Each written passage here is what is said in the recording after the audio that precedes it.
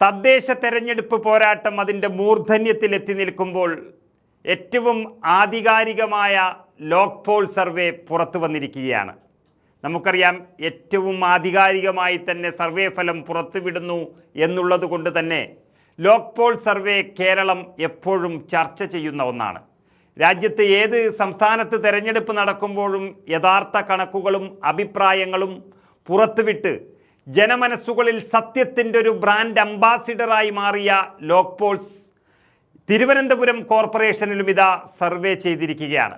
തദ്ദേശ തെരഞ്ഞെടുപ്പ് പ്രഖ്യാപിച്ചതിന് ശേഷം നമ്മൾക്കറിയാം, നമ്മൾ മാത്രമല്ല ഈ സംസ്ഥാനം തന്നെ ഏറ്റവും അധികം ചർച്ച ചെയ്തതും കേരളം ഉറ്റുനോക്കുന്നതുമായ തിരുവനന്തപുരം കോർപ്പറേഷനിൽ വിവിധ വാർഡുകളിലായി പലതരം ജനങ്ങളുമായി നവംബർ 17-ാം തീയതി മുതൽ 28-ാം തീയതി വരെയുള്ള 12 ദിവസങ്ങളിൽ നേരിട്ട് നടത്തിയ കണ്ടുമുട്ടലിൻ്റെയും അഭിപ്രായ സംവാദങ്ങളുടെയും അഭിപ്രായത്തിലാണ് ഈ വ്യക്തമായ സർവേ ഫലം ലോക് പോൾ പുറത്തുവിട്ടിരിക്കുന്നത്.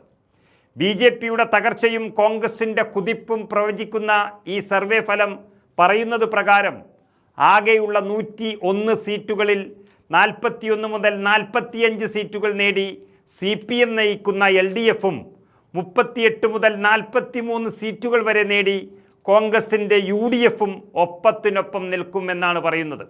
എന്നാൽ ഇപ്പോൾ 35 സീറ്റുകൾ കയ്യിലുള്ള 2ാം സ്ഥാനത്ത് നിൽക്കുന്ന BJP ആകട്ടെ 18 മുതൽ 22 സീറ്റുകൾ മാത്രം നേടി തകർച്ചയിലേക്ക് കൂപ്പുകുത്തും എന്നുള്ളതാണ് ഈ ലോക് പോൾ സർവേയിൽ പ്രവചിച്ചിരിക്കുന്നത്.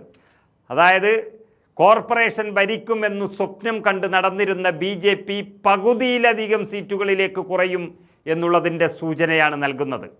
7070ഓളം സാമ്പിളുകളിൽ നിന്ന് വളരെ വ്യക്തമായ കാര്യങ്ങൾ പരിശോധിച്ചിട്ടാണ് ഈ പറയുന്ന യഥാർത്ഥ വസ്തുതകളിലേക്ക് സർവേ ഫലം എത്തിയിരിക്കുന്നത്.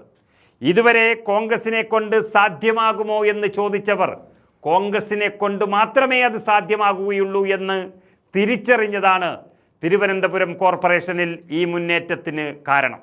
അത് ന്യൂനപക്ഷ മേഖലകളിലെല്ലാം ഒരു കൊടുങ്കാറ്റായി മാറും എന്ന് ഈ സർവേ ഫലം പറയുന്നു. UDF മുന്നേറ്റവും മറ്റു പാർട്ടികൾക്ക് സീറ്റ് കുറയുമെന്നുള്ളത് വളരെ വ്യക്തമായിരിക്കുന്നു. ഇത്രയും വിശദമായി ഒരു പഠനം നടത്തി പുറത്തുവിട്ടിരിക്കുന്ന സർവേയിൽ പ്രധാനമായും UDFന് ഗുണമാകുകയാണ് പല കാര്യങ്ങൾ. അതിൽ പറയുന്ന ഘടകങ്ങൾ ഇതൊക്കെയാണ്.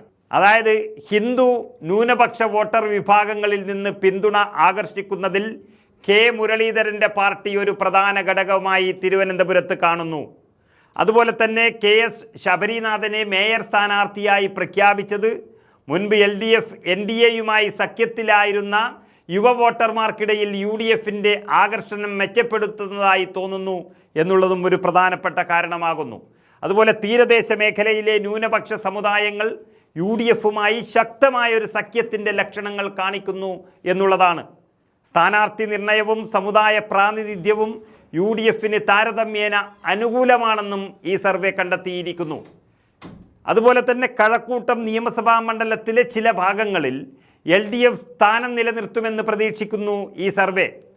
സ്ഥാനാർത്ഥി നിർണയവുമായി ബന്ധപ്പെട്ട് LDFനുള്ളിൽ നിരവധി വാർഡുകളിൽ ആഭ്യന്തര അതൃപ്തി വളരെയധികമുണ്ട് എന്നും ഇത് UDF വലിയ രീതിയിൽ മുതലെടുക്കുമെന്നും സർവേ വ്യക്തമാക്കുന്നു.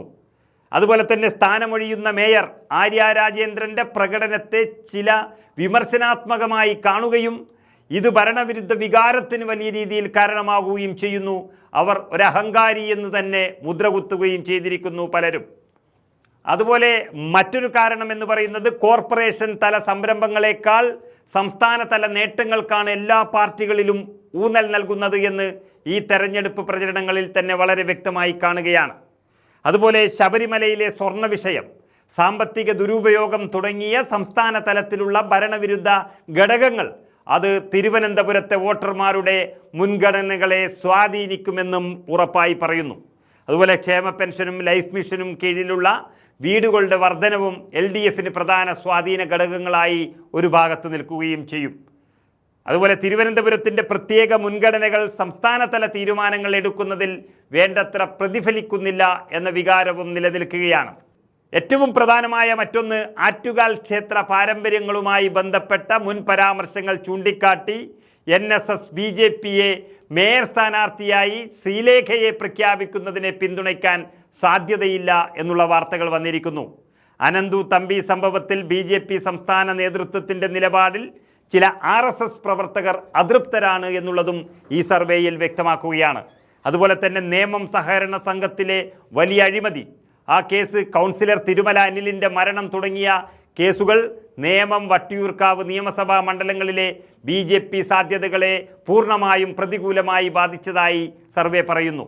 അതുപോലെ ആവർത്തിച്ചുള്ള റോഡ് അറ്റകുറ്റപ്പണികൾ, ജലവിതരണ പൈപ്പ് ലൈനിനിടയ്ക്കിടെയുള്ള കേടുപാടുകൾ, തെരുവ് നായ്ക്കളുടെ പ്രശ്നങ്ങൾ, കാട്ടുപന്നികളെ കണ്ടതായുള്ള റിപ്പോർട്ടുകൾ, ഇവയെല്ലാം ഉൾപ്പെടെയുള്ള പൗരന്മാരുടെ ആശങ്കകൾ ആ നഗരത്തിനുള്ളിൽ പൊതുജനങ്ങളുടെ അതൃപ്തിയുടെ പ്രധാന കാരണങ്ങളായി മാറി എന്നുള്ളതും സർവേ പറയുന്നു.